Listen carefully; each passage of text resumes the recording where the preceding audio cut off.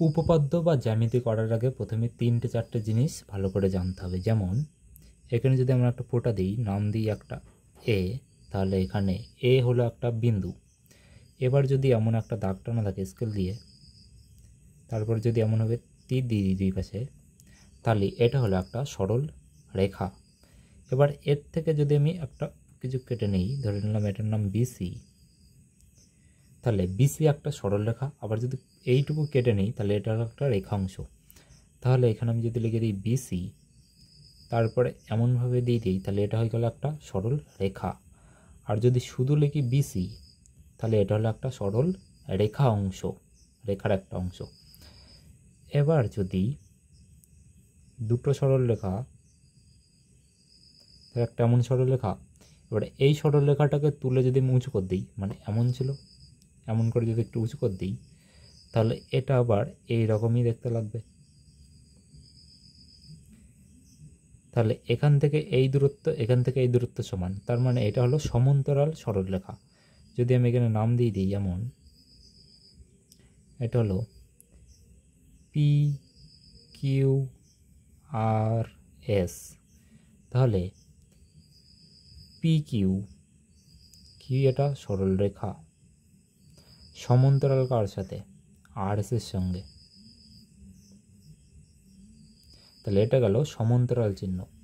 তাহলে এবারে P Q, শুধু পি কিউ একটা হলো রেখাংশ, তাহলে পি কিউ সমান্তরাল আর এস, তাহলে এই দুটো সমান্তরাল সরলরেখা।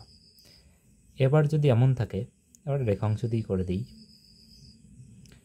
এইটা একটা রেখাংশ, আর একটা রেখাংশ যদি এমন হবে, তাহলে এখানে একটা কোণ করা যাক। প্রথমে ধরে নিই এটা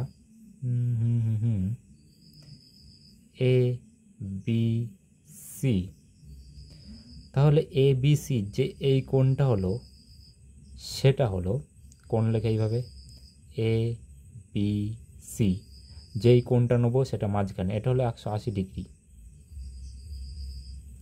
তাহলে এই কোণটা কত ডিগ্রি, 180 ডিগ্রি। কী করে বুঝলাম, যদি এমনভাবে আমি একটা লম্ব টেনে দিই, তাহলে নিশ্চয়ই এই কোণটা 90 ডিগ্রি, এই কোণটা 90 ডিগ্রি, তাহলে দুটো 90 90 180। এবার যদি একটা সরলরেখা থাকে এমন, আর একটা সরলরেখা যদি এমনভাবে ছেদ করে দেয় এটাকে, তাহলে ধরে নিই এই সরলরেখাটা হলো এ বি, এই সরলরেখাটা হলো সি, হলো ডি, মানে সিডি, ও বিন্দুতে ছেদ করেছে। তাহলে এখান থেকে একটা জিনিস প্রমাণ করা যায়, সেটা হলো এই কোণটা আর এই কোণটা সমান, আবার এই কোণটা সমান, এটাকে বলে বিপ্রতীপ কোণ। মাধ্যমিকের উপপাদ্য করতে গেলে এটা লাগবে। এটা ধরে নিলাম 1 নম্বর। যেমন কিভাবে প্রমাণ করব, যেমন এ ও ডি মানে কোণ, এ ও ডি মানে এই কোণটা, এই 1 নম্বর কোণটা, যোগ এই পাশের এই 2 নম্বর কোণটা, নিশ্চয়ই 180 ডিগ্রি, ডি ও বি সমান নিশ্চয়ই 180 ডিগ্রি। আবার এই 2 নম্বর কোণ আর এই 3 নম্বর কোণটাও নিশ্চয়ই 180 ডিগ্রি যোগ করলে হবে, কারণ এইটা তো একটা সরলরেখা, মানে এই পুরো কোণটা 180 ডিগ্রি, আবার এই কোণটা 180 ডিগ্রি। তাহলে এখান থেকে আমি প্রমাণ বা লিখতে পারি ডি ও বি যোগ কোণ বি ও সি সমান 180 ডিগ্রি। তাহলে এইটা সমান 180 ডিগ্রি, এইটা সমানও 180 ডিগ্রি, তার মানে নিশ্চয়ই এইটা সমান এইটা। এটাকে ধরে নিই 1 নম্বর সমীকরণ, এটাকে ধরে নিলাম 2 নম্বর সমীকরণ। তাহলে 1 নম্বর সমীকরণে 180 সমান যদি এটা বসিয়ে দিই, তাহলে এখান থেকে পাওয়া যাবে কোণ এ ও ডি প্লাস কোণ ডি ও বি সমান সমান নিশ্চয়ই এইটা কোণ ডি ও বি যোগ কোণ বি ও সি। তাহলে দুই দিক থেকে আমি যদি ডিওবি কেটে দিই, তাহলে পাওয়া যাবে কি এ ও ডি সমান সমান কোণ বি ও সি, মানে বি ও ডি আর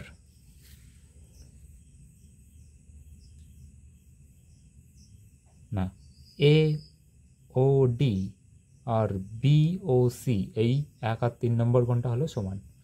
এটা হলো 1 নম্বর কোণ আর এটা হলো 2 নম্বর কোণ। তার মানে এই কোণটা সমান প্রমাণ করা গেল। যেমনভাবে এইটা সমান প্রমাণ করা যায়। ধরতে হবে এইটা 180, এইটা 180। এটাকে বলে বিপ্রতীপ কোণ। এবারে একটা জিনিস,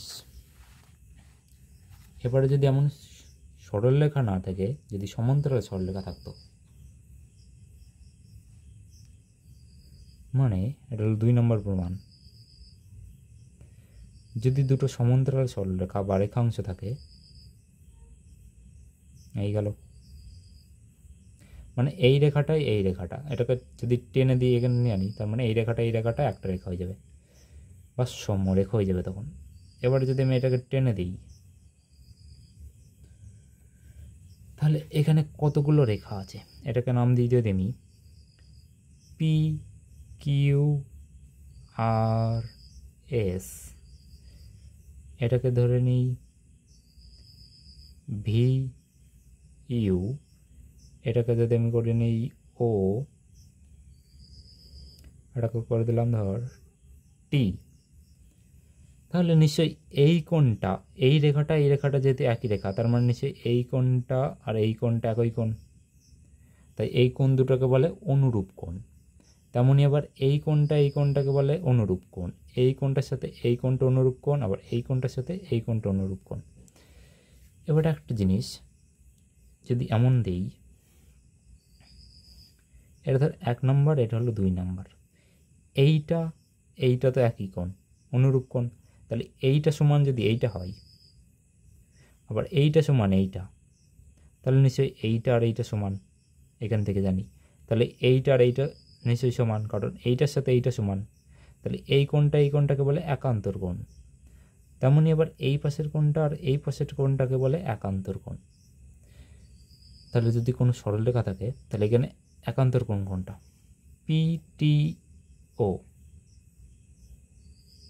পিটিও একটা, এই কোণটার সাথে কোন কোণটা সমান? পিটিও এর সঙ্গে টিওএস,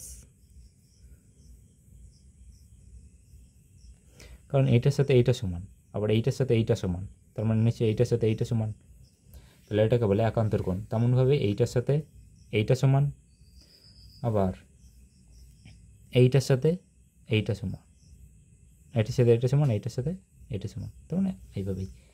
তাহলে এগুলো গেল একান্তর কোণ। এবার আর একটা যেটা ভৌত বিজ্ঞান ভাবি, যদি এখানে একটা, যেহেতু আলোর চ্যাপ্টার আছে, এখানে যদি আমি একটা বিন্দু নিই, তারপর এখান দিয়ে যদি একটা তীর এই পাশ পানে দিয়ে দিই, ধরুন নাম এটা ও বিন্দু, এই বিন্দুটা পি বিন্দু, মানে এখানে কোথা থেকে শুরু আছে কিন্তু শেষ নেই, এটাকে বলে রশ্মি, যেখানে আলোর ছবি আঁকার সময় এই ছবি হয়।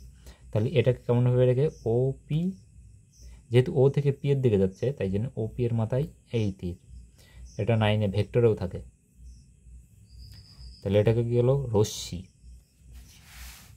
তাহলে এমন যদি দুই দিকে তীর থাকে, মানে যার শুরু নেই শেষ নেই, সেটা হলো রেখা।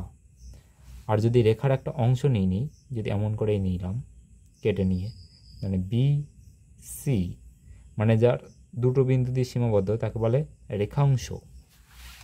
আর যদি উৎপত্তি থাকে, শেষ না থাকে, তাকে বলে রশ্মি। তাহলে এখান থেকে একটা দুটো প্রমাণ দেখলি। এবার 3 নাম্বার, এটা হলো ত্রিভুজ দিয়ে, যেহেতু মাধ্যমিকের যত ধরনের উপপাদ্য আছে সব ত্রিভুজ দিয়ে প্রমাণ করতে হবে। তাহলে 3 নম্বর প্রমাণে করা যায় যে, যদি একটা ত্রিভুজ থাকে এইরকম,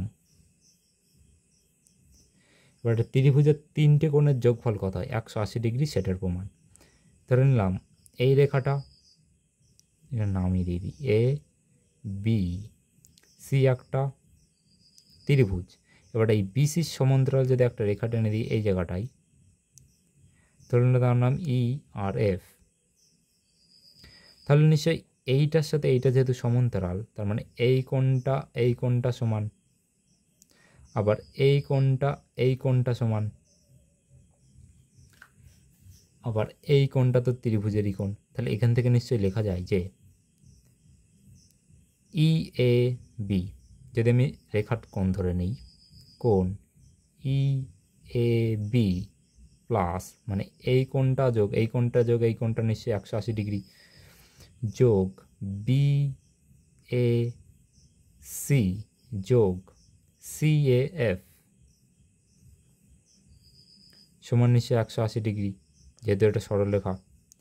তাহলে এবারে কি জানি, এই কোণটা নিশ্চয়ই এই কোণটার সাথে সমান, তার মানে ই এ বি এর জায়গায় নিশ্চয়ই লেখা যায় এ বি সি প্লাস এই কোণটা যেহেতু ত্রিভুজেরই কোণ সেটা লিখে দিই, প্লাস এবারে এই কোণটা কার সাথে সমান, এই সাথের সাথে, কারণ এটা এটা একান্তর কোণ। তাহলে এখানে লেখা যায় এ সি বি সমান 180 ডিগ্রি। এবার এবিসি বিএসসি এসিবি এইটা কি ত্রিভুজের তিনটে কোণ, তো তাহলে নিশ্চয়ই ত্রিভুজের তিনটে কোণের যোগফল 180 ডিগ্রি। এবার হলো 4 নম্বর প্রমাণ। 4 নম্বর প্রমাণটা হলো, আমি যদি একটা ত্রিভুজ আঁকি এরকম,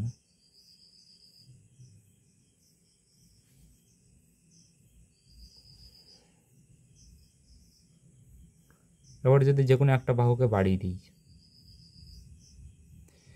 তাহলে বাইরের যে কোণটা তৈরি হবে এই কোণটা আর এই কোণটার যোগফলের সমান।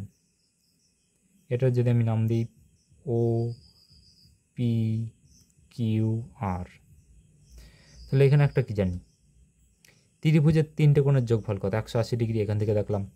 তাহলে ত্রিভুজের তিনটে কোণ কত, নিশ্চয়ই আমি এখানে লিখতে পারি, এটা যেহেতু ও, কোণ ও পি কিউ যোগ কোণ পি কিউ ও যোগ কোণ কিউ ও পি সমান 180 ডিগ্রি। আবার এই সরলরেখাটা কি জানি, এইটা যেহেতু এই পুরোটুকু যেহেতু একটা সরলরেখা, তাহলে নিশ্চয়ই এই কোণটার এই কোণটা যোগ করলেও হয় 180 ডিগ্রি। তার মানে পি কিউ ও প্লাস বাইরের কোণ ও কিউ আর সমান সমান নিশ্চয়ই 180 ডিগ্রি। তাহলে এই তিনটের যোগফল 180 ডিগ্রি, এই দুটোর যোগফল 180 ডিগ্রি, তার মানে এই তিনটের যোগফলের সাথে নিশ্চয়ই এই দুটো সমান। তাহলে এখানে লেখা যায় কোণ ও পি কিউ যোগ কোণ পি কিউ ও যোগ মানে এই তিনটেই কিউ ও পি সমান সমান এই তিনটের যোগফল নিশ্চয়ই এই দুটোর যোগফলের সাথে সমান, কোণ পি কিউ ও প্লাস কোণ ও কিউ আর। এবার এটা যদি আমি এপাশে নিয়ে যাই এই কোণটা, তাহলে কী হবে, এইটা এটা কেটে হবে এই দুটো, তাহলে এখানে পড়ে থাকবে কি কোণ ও পি কিউ প্লাস কোণ পি কিউ ও সমান সমান কোণ ও কিউ আর। তাহলে দেখ O P Q R P Q ও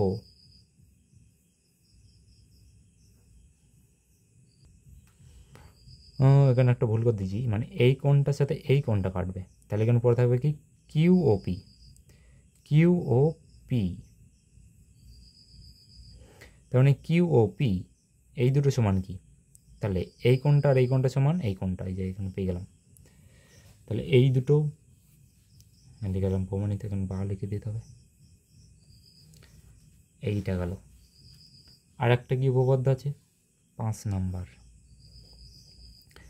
যদি দুটো একটা ত্রিভুজ থাকে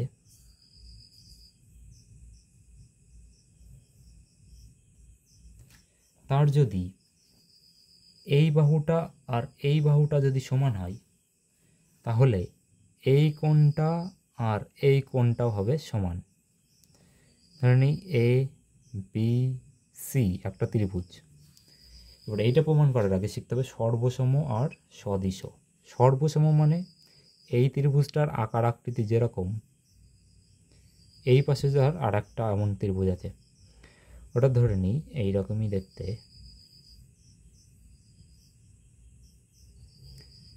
এবার এই ত্রিভুজটা কী হবে সমান।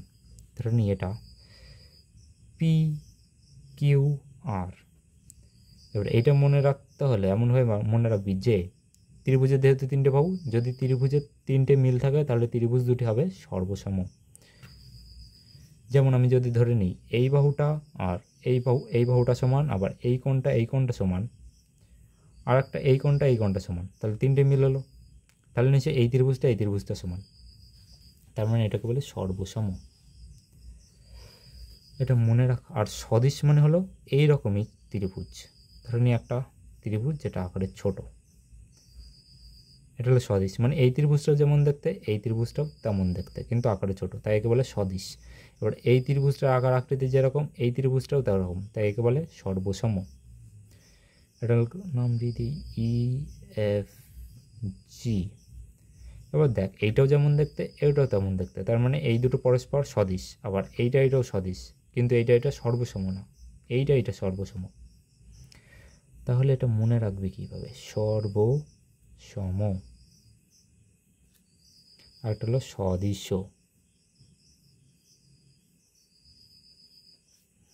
সর্বসম ত্রিভুজের কি হয়? যদি ত্রিভুজের তিনটি বাহুকে আমি ধরে নিলাম এস, বাহুকে লেগে সাইড এস দিয়ে,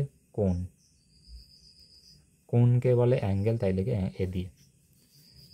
তাহলে ধরে নিই যে বাহু মানে হলো সাইড বা এস, আর একটা হলো কোণ মানে অ্যাঙ্গেল। তাহলে সর্বসমর সময় কী হবে?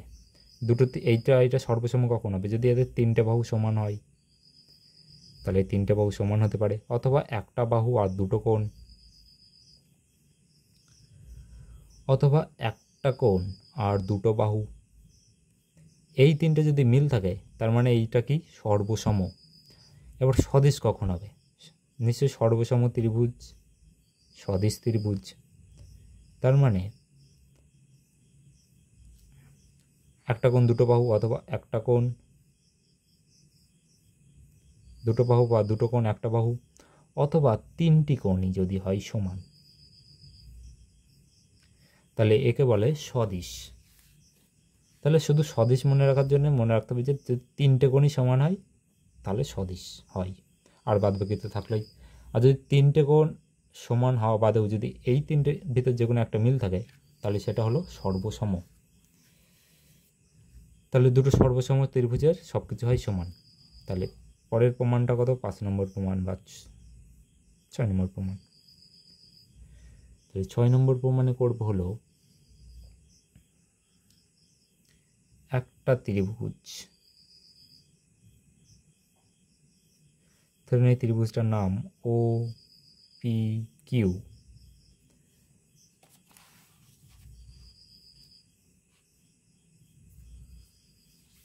তাহলে এর প্রমাণ কী করতে হবে? যদি হয় ও পি সমান যদি হয় ও কিউ, মানে এই বাহুটা যদি হয় সমান, তাহলে এই কোণটা আর এই কোণটা হবে সমান। তার মানে কোণ ও পি কিউ সমান সমান কোণ পি কিউ ও বা ও কিউ পি।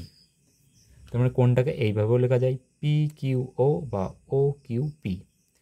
তাহলে এখান থেকে কী দেখলাম? যদি এই দুটো সমান হয় তাহলে এটা সমান হলে এই কোণ দুটো সমান হবে, আবার এই কোণ দুটো যদি সমান হয় তার মানে দুটো বাহু সমান। এটার উপপাদ্যটা হলো কোনো ত্রিভুজের দুটি বাহু যদি সমান হয় তাহলে সন্নিহিত কোণগুলোও হবে পরস্পরের সঙ্গে সমান। এরকম কিছু একটা। এটা প্রমাণ করার নিয়ম এমন যে আমি যদি এটাকে একটা কোণ সমদ্বিখণ্ডক টেনে নিই, মানে এই কোণটার একটা অর্ধেক কোণ টেনে নিলাম,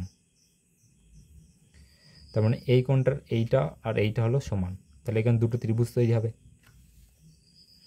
এই ত্রিভুজটার নাম হলো, এখানে যদি আমি নাম দিই ডি, তাহলে একটা হলো ও পি ডি আর একটা হলো ও ডি কিউ, ত্রিভুজ ও ডি কিউ বা ও কিউ ডি।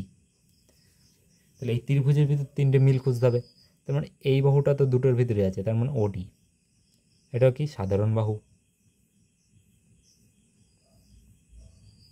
সাধারণ বাহু। আর আমি যদি ধরে নিই এই কোণ দুটো সমান, বা যে কোনো যদি প্রমাণ করতে বলে কোণ সমান, তাহলে ধরে নেব বাহু দুটো সমান। মানে যে কোনো একটা প্রমাণ করার জন্য যে কোনো একটা নিতে হবে। আমি যদি ধরে নিই বাহু দুটো সমান, যেটা মাধ্যমিকের জন্য লাগবে, তার মানে নিশ্চয়ই ওপি, এই ত্রিভুজটার ওপি বাহু সঙ্গে এটার ওকিউ সমান। আর এই কোণ যেহেতু সমদ্বিখণ্ডক করেছি, তার মানে এই কোণটা সমান। তাহলে এখানে কোণটা পি ও ডি সমান সমান কোণ ডি ও কিউ। তাহলে এখানে তিনটে মিল পেলাম। কী কী মিল পেলাম? S S A. তাহলে এস এস এ এই সূত্র অনুসারে কি ত্রিভুজ দুটো সর্বসম, ও পি ডি, ওপরে একটা ঢেউ গালানো দিয়ে দিবি যেটা হলো সর্বসম ত্রিভুজ ও ডি কিউ। তার মানে এই ত্রিভুজ দুটো সমান, তার মানে হচ্ছে এই কোণটা সমান, এই পাশের কোণ সমান, এটা সমান, এটা সমান। তাহলে এটা গেলো সর্বসমর উপপাদ্য। এবার এই 5টা বা 6টা যেটা করলাম, এই কটা যদি পারিস, মাধ্যমিকের একটা উপপাদ্য আটকাবে না, সব কটা পারবি নিজে নিজে। যে কটা আছে, 1 2 3 4 5 6টা। আর মাধ্যমিকে যেহেতু আছে বৃত্ত সম্পর্কিত উপপাদ্য, তাহলে তো জানতে হবে বৃত্ত সম্পর্কে তো অনেক কিছু। যেমন এটা একটা বৃত্ত, বৃত্তর মাঝে যেটা থাকে ধরে নিই ও, তাহলে ওটা কি? ও হলো বৃত্তের কেন্দ্রবিন্দু বা বৃত্তের কেন্দ্র। আর এই যে গোলটা যেটা দেখছিস, এই গোল পুরোটুকুকে বলে বৃত্তের পরিধি। তার মানে এইটা হলো পরিধি।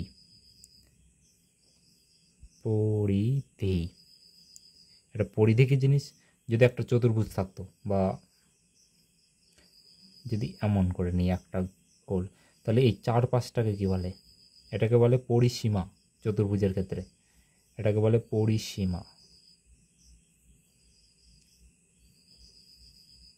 তেমনই বৃত্তের কি থাকে? বৃত্তের থাকে পরিধি। এবার এই কেন্দ্র থেকে পরিধি পর্যন্ত দূরত্বকে বলে বৃত্তের ব্যাসার্ধ। তার মানে এখান থেকে এইটুকু হতে পারে, এখান থেকে এইটুকু। তার মানে কি বৃত্তের ব্যাসার্ধ যেখান থেকে টানবো সেখান থেকেই সমান। তার মানে এখান থেকে এইটুকু যা দূরত্ব, এখান থেকে এইটুকু তাই দূরত্ব, এখান থেকে এইটুকু তাই দূরত্ব। তাহলে এটা যদি আমি নাম দিই পি, তাহলে ওপি কি? ওপি হলো বৃত্তের ব্যাসার্ধ।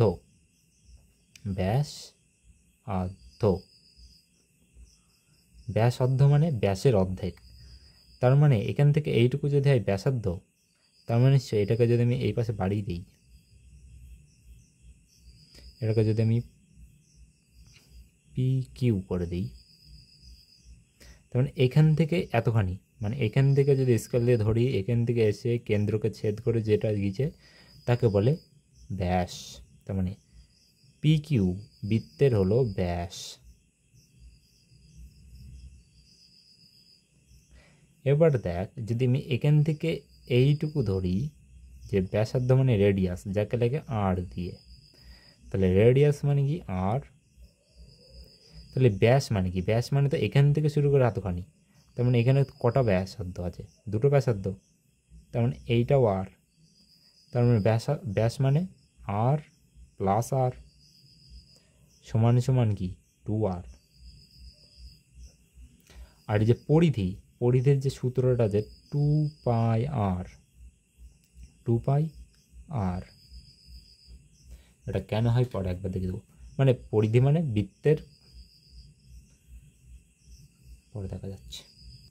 বৃত্তের আর একটা জিনিস কি থাকে? বৃত্তের আর একটা জিনিস থাকে জ্যা। যদি আমি বৃত্তের পরিধির উপর দুটো বিন্দু নিই, সেই দুটো যোগ করে দিই, ধরুন আমি এই দুটো যোগ করে দিলাম, যেটার নাম দিই ST। মানে বৃত্তের পরিধির ওপর যে কোনো দুটো বিন্দু যদি নিই, সেটা যোগ্য দিই, সেটা এখান থেকে এতখানি হতে পারে, এখান থেকে এতখানি হতে পারে, কিন্তু কেন্দ্রকে ছেদ করবে না, তাকে বলে বৃত্তের জ্যা। তার মানে ST কি? ST হলো জ্যা। এবার দেখ, আমি যদি বৃত্তের যে কোনো একটা অংশ কেটে নিই, ধরেন আমি এখান থেকে এতখানি কেটে নিলাম, এটাকে বলে বৃত্তচাপ। যেমন কোনো সময় একটা সরলরেখা ভাগ করার সময় কম্পাস দিয়ে একটুখানি টানি না বৃত্তের একটা অংশ, তাকে কি বলে? বৃত্তচাপ। তার মানে এটাকে আমি নাম দিতে পারি ST। ST কি? মানে ST বলতে এখান থেকে এই অংশটুকুকে বলে বৃত্তচাপ। এবারটা যদি এইটুকু কেটে নেই, তাহলে বাকি থাকলো এখান থেকে নিয়ে একদম পুরো এতখানি, এটা বড়, তাহলে এটাকে বলে অধিচাপ। ওটা অধিচাপ লেখে কেমন হবে? তাহলে বৃত্তচাপ যেটা, এটাকে এমন হবে লেগে এস টি, তার মধ্যে এমন মানে একটা চাপ দিয়ে যায়, এটাকে বলে বৃত্তচাপ। আর অধিচাপ লেখার সময় নেয় 3টে। তাহলে আমি যদি করি এস কিউ টি মানে পুরো একটা অংশ, তাকে বলে অধিচাপ। তার মানে এস কিউ টি মানে 3টে নাম দেয়। এটাকে বলে অধিচাপ, এটাকে বলে বৃত্তচাপ বা উপচাপ। তাহলে এই যে কটা দেখালাম এটা ধরে নিই 7 নাম্বার। তার মানে এই 7টা যে কটা দেখালাম এই কটা যদি সব জেনে যাস মানে পড়ে নিস, তাহলে মাধ্যমিকের একটা উপপাদ্য বাঁধবে না।